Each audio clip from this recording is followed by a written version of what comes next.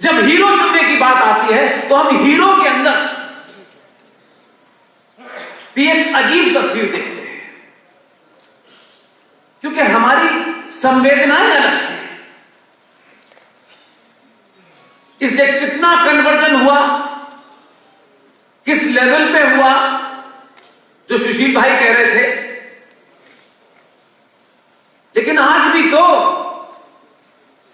जो लड़की मुसलमान बनकर के शादी नहीं करना चाहती थी, हरियाणा में निकी तोमर को उसने गोली मारी कि नहीं मारी, हमने क्या किया? क्या प्रक्रिया है हमारी सरकार है ये कह के सो गए। कहीं अंकिता हो रही है, कहीं रूपेश पांडे हो रहा है, कहीं अंकित शर्मा हो रहा है। हम कर क्या रहे हैं? खबरें पढ़ते हैं और फेसबुक के माध्यम से, क्योंकि सबको लगता है कि मैं क्यों जाऊं,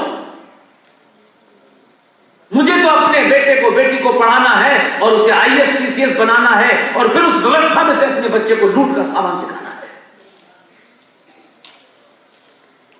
हम सब अपनी मार्कशीट को अच्छा बना करके अच्छे पद पे बैठना चाहते हैं, विदेशों में चले जाना चाहते हैं।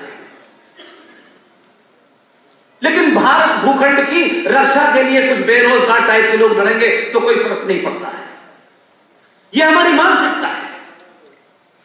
हम भारत में रहते हुए भी अपने घर की रक्षा करने में असमर्थ हैं,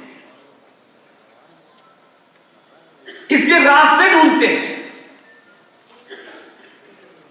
किसी तरीके से, कहीं कोई नया रास्ता मिल जाए, हम इधर निकल जाए उधर निकल जाए।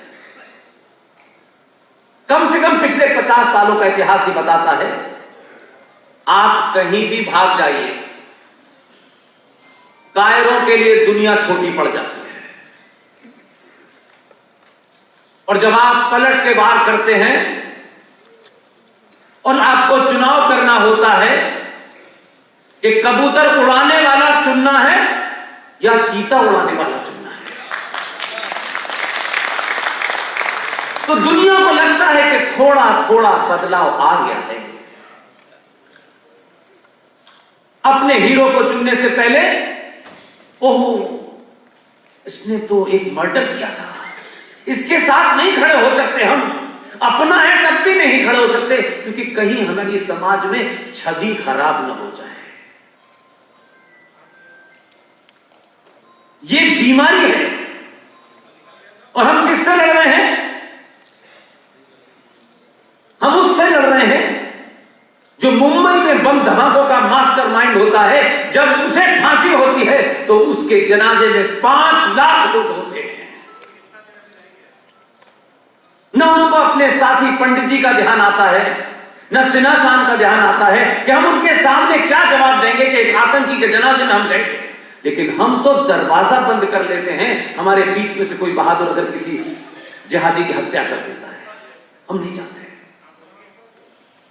आप जिन चुनौतियों से लड़ रहे हैं वो आपको पता तो है, ऐसा नहीं है। और ऐसा भी मैं नहीं मानता कि आपको बोध नहीं हो रहा है। लेकिन एक बहुत बड़ा सेक्शन है जो आजकल आपको जगह जगह, चौराहे चौराहे, गली गली, मैंने सुना है बड़े सारे प्रकल्प चल रहे हैं कि कैसे इस जागते हिंदू को मूर्ख बनाओ, क्योंकि आप जाग गए तो उनकी दुकान बंद हो जाएगी। हमें बताया जाए, हम इस भाईचारे को 700 साल से झेल रहे हैं। और जब हमें यह बोध हो गया कि भाई कौन है, चारा कौन है, तब फिर लोग चल दिए घर से निकल के। नहीं गले मिलना है, नहीं तुम्हारे भाई हो, वो कह रहा है नहीं हो, नहीं उसके गले में घुसे जा रहे हैं भाई। इससे आप अपनी वर्तमान में जो आपकी शक्ति दुनिया को दिखाई दे रही है उसको गिरवी रख रहे हैं। यही समय है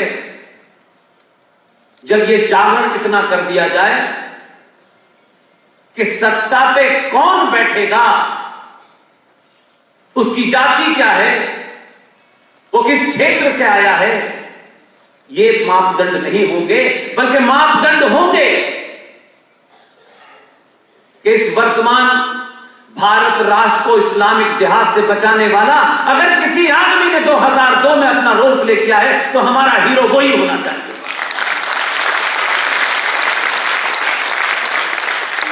इसके पब्लिक डिस्कोर्स में इंटेलेक्चुअल खासतौर से संपन्न परिवारों के लोग इन बातों पे ताली बजाने से भी कतराते हैं। कहीं वीडियो में कोई देख न ले कि ऐसी बात पे आप भी ताली बजा रहे थे, क्योंकि उन्हें तो इस्लाम भाई के घर पे सिवैया भी खानी है।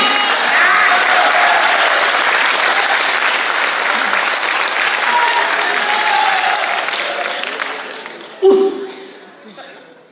शत्रु बोध का आपको अंदाजा नहीं है। और आप तो पहले ऐसे लोग हैं कि आप तो हर काम को शत्रु से अनुमोदित कराते हैं। अच्छा, वो कह रहे हैं इसलिए हम ठीक हैं। थोड़ा सा वो तो डॉट बराबर बदलाव आया है और दुनिया कह रही है कि हिंदू इंटॉलरेंट हो गया है। अगर राष्ट्र बचाने के लिए हिंदुओं को चौराहे चौराहे गली गली को ये कहता है ये इंटॉलरेंट हो गए हैं, तो जोर से कहिए हां इंटॉलरेंट हैं। तुम्हारी बकवास, तुम्हारे घटिया विचार, तुम्हारी पूजा पद्धति हमको एक्सेप्ट नहीं है। पूरा इतिहास बताता है कि आज तक हमने किसी की गर्दन पे तलवार रख के उससे ये नहीं कहा कि तुम हमारा मत मान लो, हमने नहीं कहा। लिहाजा जो लोग आपके सामने खड़े हैं वो है कौन? ये वाला अच्छा है, ये वाला मॉडरेट है, ये थोड़ा सा कट्टर है। ये परिभाषाएं हमने अपनी कायरता को छुपाने के लिए गढ़ी है। जो कुरान मजीद को मानता है वो उसामा बिन लादेन ही बनता है। इसमें ये वाला वो वाला कुछ नहीं होता।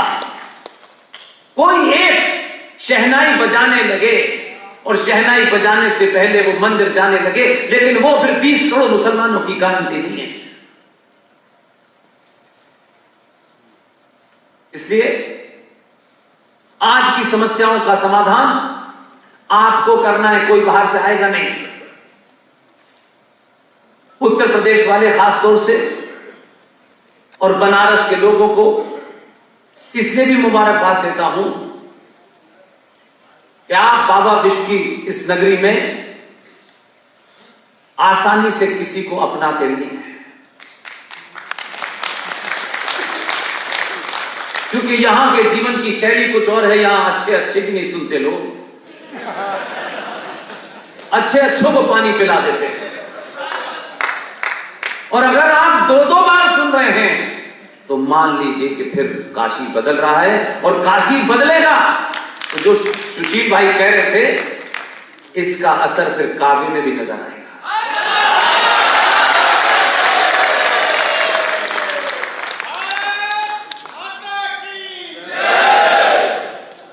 जो भारत माता की जय का नारा लगाए, अच्छी बात है, कोई बुरी बात नहीं। ये कोई पॉलिटिकल पार्टी का जलसा नहीं है। जो भारत माता का नारा लगा रहा है अपने घर जाए और जाके ये पता करे कि ये भारत माता 15 अगस्त 1947 को 21 लाख लोगों की लाशों पे आपको मिली थी। कायर लीडर और कायर समाज ने 47 से लेकर के 2020 तक 29 राज्यों में हिंदू माइक्रोस्कोपिक माइनॉरिटी हो गया है, लेकिन भारत माता का नारा लगा है। जब आप ये नारा लगाते हैं तो हजारों लोग समझते हैं कि भारत माता सुरक्षित है, कि भारत में बैठ के लोग नारा लगा रहे हैं, लेकिन उसके नीचे आपकी जमीन खिसक गई है।